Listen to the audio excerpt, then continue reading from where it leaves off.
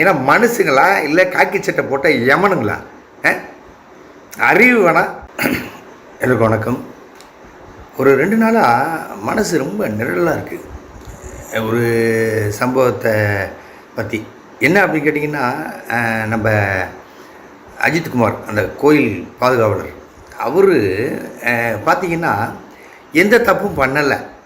தப்பு பண்ணியிருந்தால் கூட நீங்கள் தண்டனை கொடுக்குறீங்க, அதெல்லாம் ஓகே தான். கோயிலுக்கு வர்றதே வந்துட்டு நம்மளை காப்பாற்றுங்க, நமக்கு நல்லபடியாக நம்ம வாழ்க்கை இருக்கணும் அப்படின்னு வேண்டிக்கிறதுக்காக வர்றாங்க.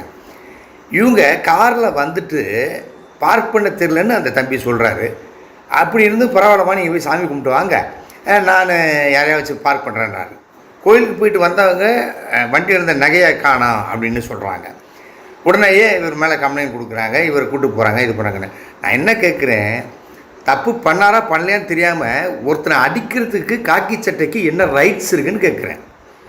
ஏற்கனவே ஒரு வாட்டி வந்து இந்த சாத்தாங்குளத்தில் வந்து அப்பா புள்ள 2 பேருக்கும் நடந்த இதை பற்றி நான் ஏற்கனவே பதிவிட்டிருந்தேன்.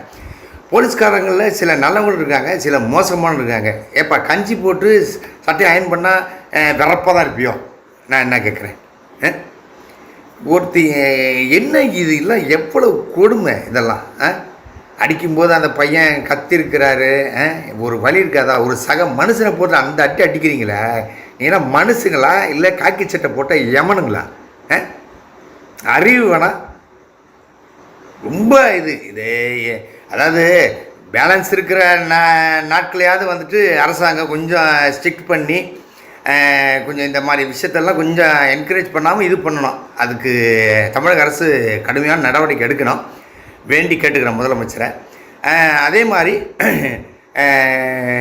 அந்த பையனுடைய ஃபேமிலிக்கும் அந்த பையனுக்கு நடந்த இந்த கொடுமைக்கும் ரொம்ப மனசு ரொம்ப சங்கடமாக இருக்குது எனக்கு.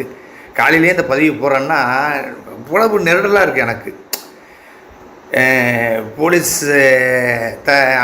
போலீஸ் வந்து நான் கேட்டுக்கிற ஒரு விஷயம், கொஞ்சம் மனுஷங்களாக நடந்துங்க, மிருகமாக இருக்காதீங்க.